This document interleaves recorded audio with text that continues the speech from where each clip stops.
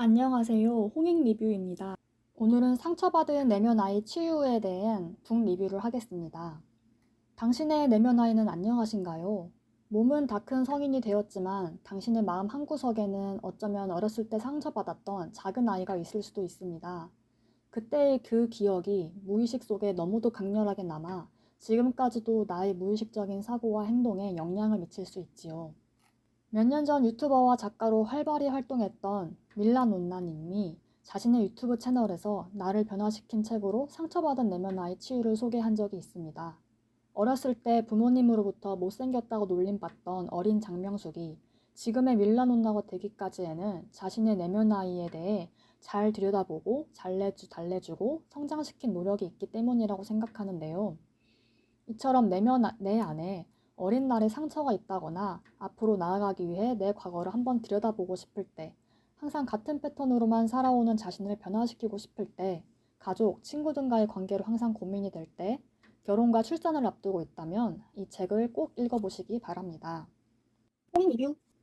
당신은 상처받은 아이인가요? 먼저 당신 안에 상처받은 내면 아이가 있는지 알아보기 위해 약 3분간 시간을 내어 OX로만 대답해 보세요. A. 정체성, B. 기본 욕구, C. 사회성 세 가지 분야의 발달로 나누어서 테스트할 수 있으며 10개 이상의 항목에 예 라고 대답을 할 경우 당신의 내면 아이는 심각하게 상처를 받았다고 할 수 있습니다. 여러분들은 몇 개 해당하시나요? 10개 이상이라면 꼭 치유 과정이 필요하며 그 안쪽에 아슬아슬하게 10개 가까울 경우에도 이 책을 읽어보시면 좋습니다.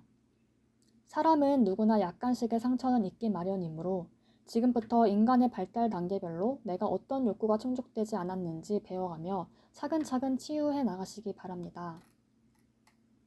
리뷰. 어렸을 때 우리는 어떻게 상처를 받게 되는가에 대해 이 책에 자세히 설명이 나와 있는데요. 심각한 경우에는 성적, 신체적, 육체적 학대부터 사랑과 돌봄의 부재, 자율성 억압, 문화적 수치심 중독 등 여러 원인이 있습니다. 수치심 중독은 지금의 내가 무엇인가 잘못된 존재라고 느끼게 하는 잘못된 양육 방식으로부터 생겨날 수 있습니다.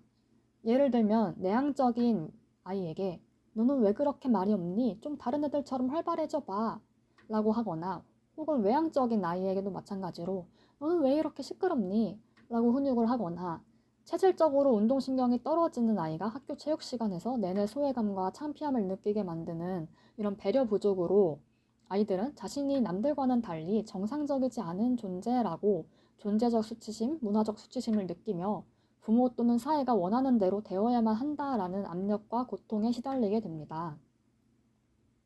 또한 원가족 부부 간의 친밀감에 문제가 있을 경우 자녀에게 학대가 가해질 수 있다는 점도 놀라웠습니다. 가족 체계에서의 핵심은 결혼, 즉 부부관계입니다. 아무리 식구가 대가족이어도 가족의 중심점에는 사랑을 바탕으로 한 부부가 놓여져 있어야 합니다. 가족의 중심에 자녀가 있게 되면 가족의 균형이 깨집니다. 예를 들어 부부 사이가 점점 소원해지고 아빠가 자기 자식만을 바라보며 그 딸이 아버지의 작은 공주가 될 때, 딸은 아빠의 정서적인 아내 역할을 수행해야 합니다. 딸바보 아빠들은 혹시나 가족의 중심점에서 아내가 소외되어 있지는 않은지 살펴보세요.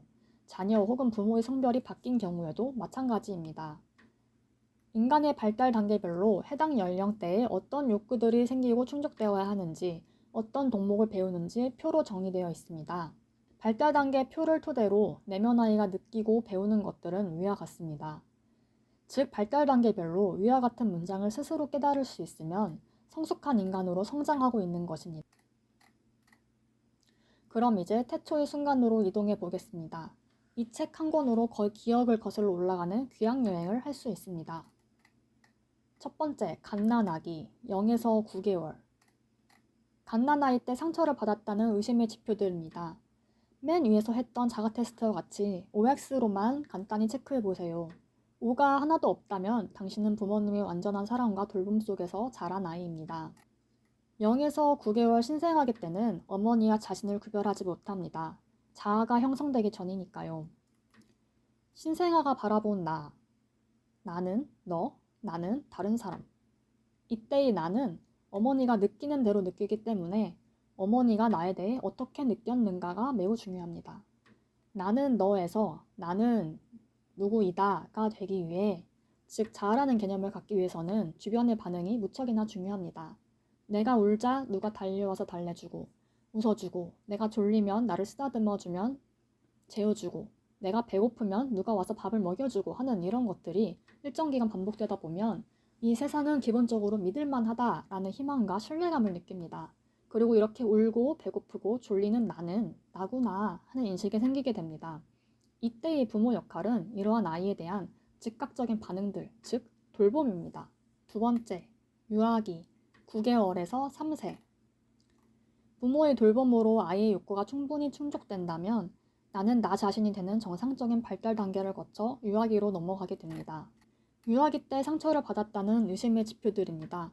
마찬가지로 OX 자가 테스트를 해보시기 바랍니다.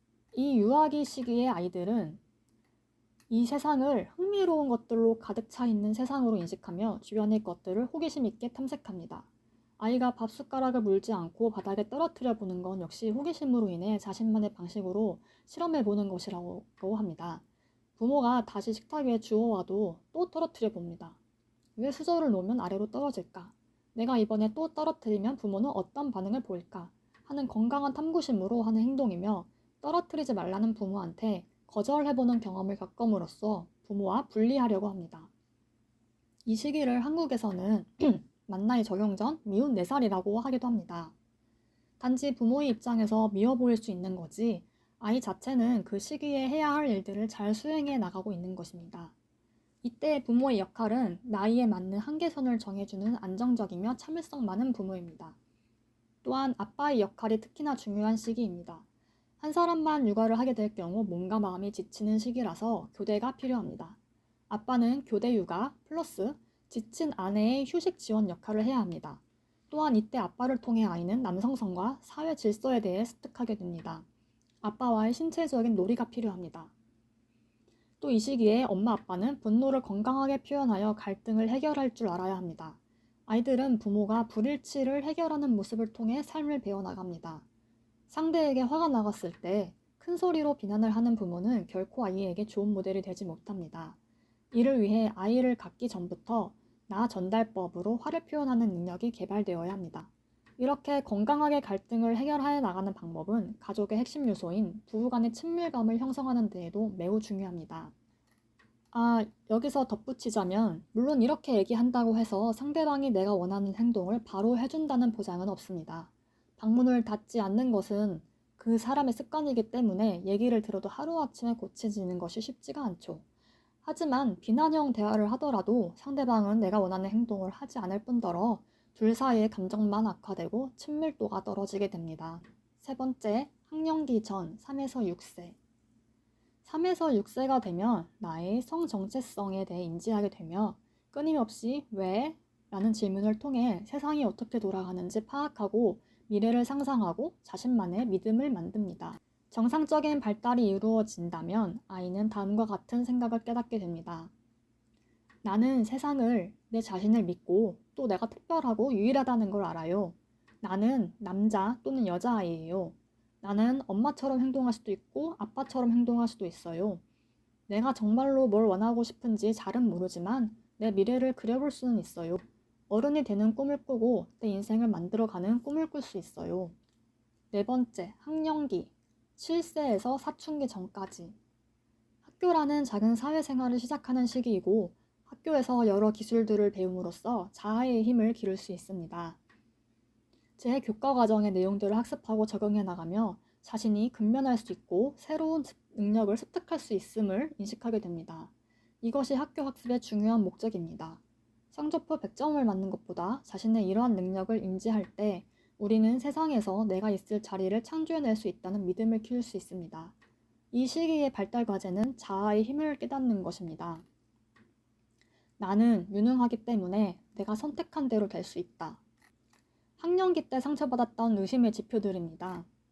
아이로서 보호를 받아야 할 학령기 시절 부모의 대리 배우자가 된다면 안정적인 가정생활을 꾸리기 힘들 수 있습니다. 이 책에서 예로 든 지미라는 남성의 경우 그는 학령기 시절 아버지 대신 엄마의 심리적 남편 노릇을 해야 했으며 그렇게 이미 자기 어머니에게 헌신했기 때문에 다른 여성에게 헌신을 할 수 없습니다. 계속해서 바람을 피우게 되거나 자신의 도움이 필요한 불쌍하고 불운한 여자들만 골라 사귀게 됩니다. 헌신할 대상을 애타게 찾아 정처 없이 날아다닌다는 의미에서 날아다니는 소년들 혹은 결코 성장하지 못하기 때문에 일명 피터팬이라고 칭하기도 합니다.